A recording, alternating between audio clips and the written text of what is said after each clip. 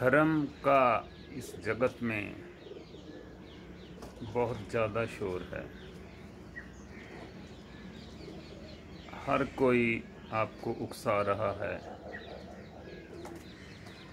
कि धार्मिक हो जाओ। क्या किसी को पता भी है कि धर्म क्या है, धार्मिकता क्या होती है?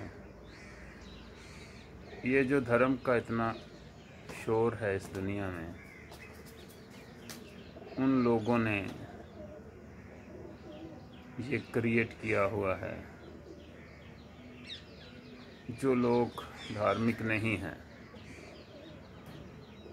उन लोगों ने जो किसी धर्म के हैं पर धार्मिक नहीं हैं। धार्मिक होना उसकी कोई ज़रूरत भी नहीं है। धर्म तुम्हारे भीतर है, बाहर की बात नहीं है। यहाँ जो भी मनुष्य आया है वो धार्मिक है ही। अगर वो सरल है, साफ है, सुथरा है, बच्चों जैसा है, चालाकी कम है, उसमें दूसरों का भला चाहता है और वो जो भी करता है वो परमात्मा का अस्तित्व का धन्यवाद करता है कि जो मैंने किया उसमें मेरा कोई भी रोल नहीं था। ऐसा आदमी, उसको किसी भी धर्म में जाने की ज़रूरत नहीं है, वो धार्मिक है ही। धर्म का जो शोर मचा रहे हैं वो राजनीतिक लोग हैं, दुकानदार लोग हैं। वो लोग धर्म का नहीं, अपने अपने धर्मों का शोर मचा रहे हैं। धर्म भीतर की बात है और धर्म विशेष बाहर की बात है कि आप किसी विशेष धर्म को मानना शुरू कर दो, उसको फॉलो करो। जो भी वहाँ भीड़ इकट्ठी होती है उन जैसे हो जाओ। जो प्रमाणिक धर्म है वो ये है कि आप अपने जैसे हो जाओ। अगर किसी ने, किसी परमात्मा ने, किसी अस्तित्व ने आपको बनाया है तो आपको पूरा परफेक्ट बनाया है। कोई भी कसर नहीं है। आप यूनिक हैं, बिल्कुल अलग हैं। आप जैसा ना कभी पैदा हुआ और ना होगा, ना अभी इस समय है।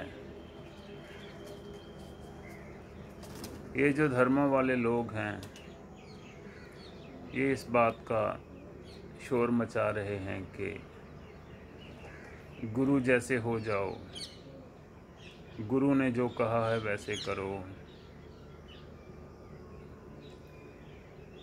ऐसा दुनिया में कभी हुआ नहीं कि तुम दूसरे जैसे कभी हो पाओ, नहीं हो सकते। यहाँ जो भी आया है वो दोबारा नहीं आया, क्योंकि उस जैसा कभी बन नहीं सकता। जैसा वो कर गया, जैसा वो था, उस जैसा ना कोई कर सकता है, ना ही उस जैसा कोई हो सकता है।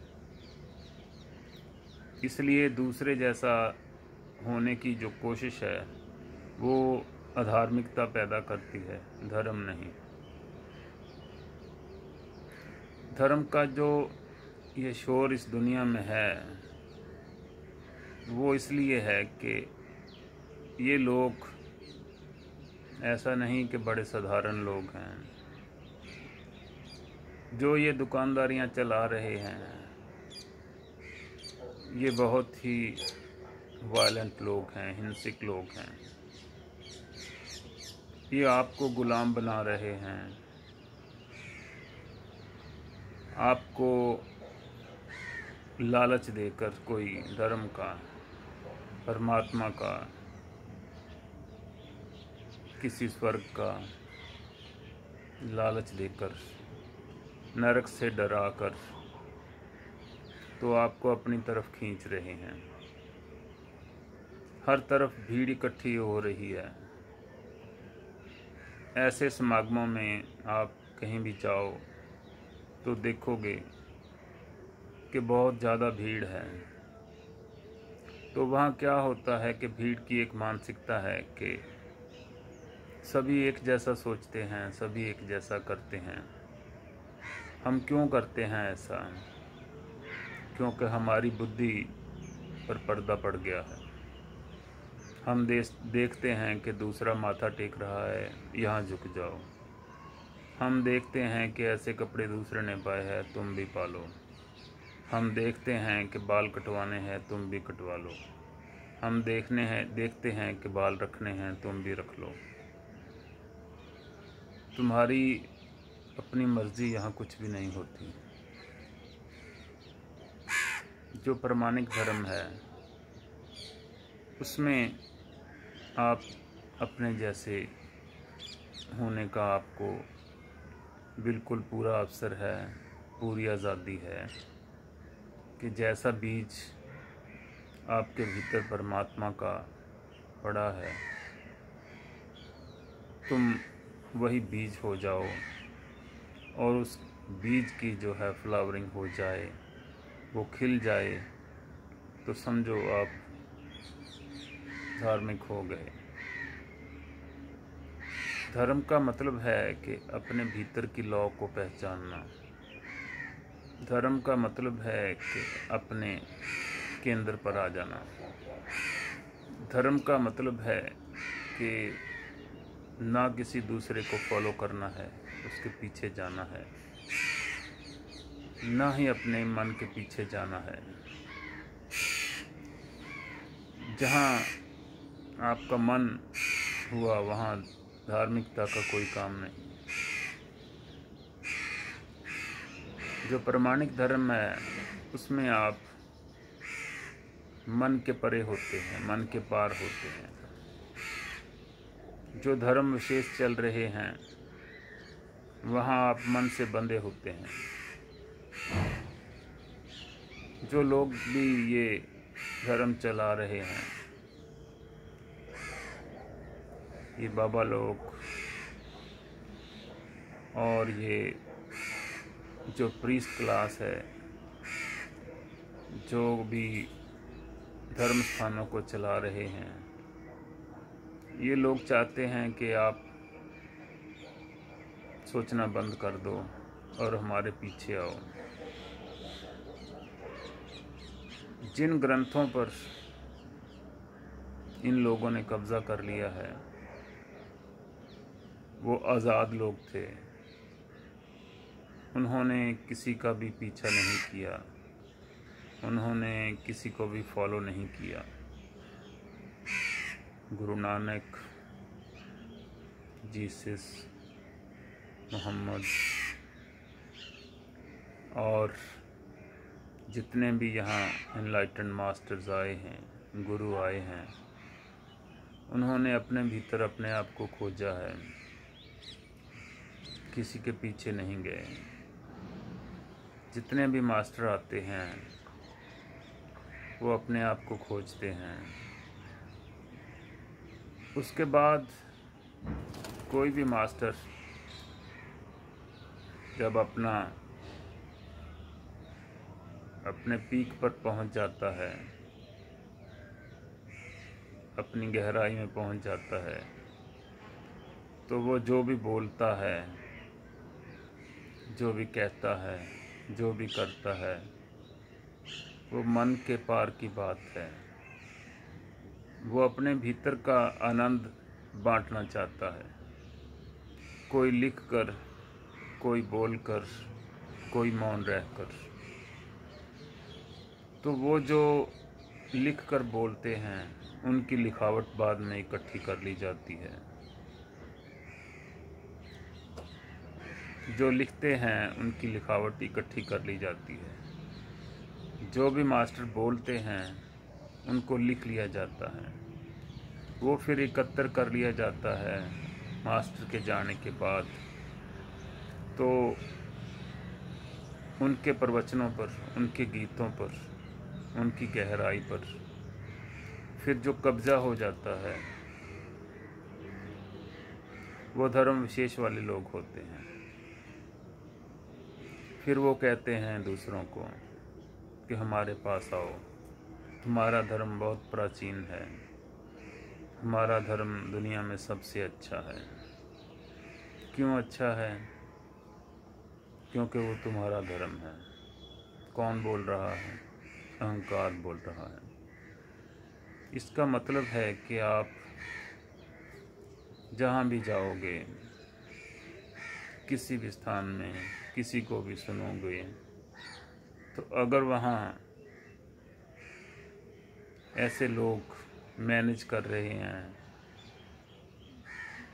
ऐसे लोग बैठे हैं, तो उनका ध्यान जैसे राजनीतिक लोगों का होता है कि आपको पीछे लगाना होता है, ऐसे ही धार्मिक लोगों का ध्यान आपकी जेब पर होगा।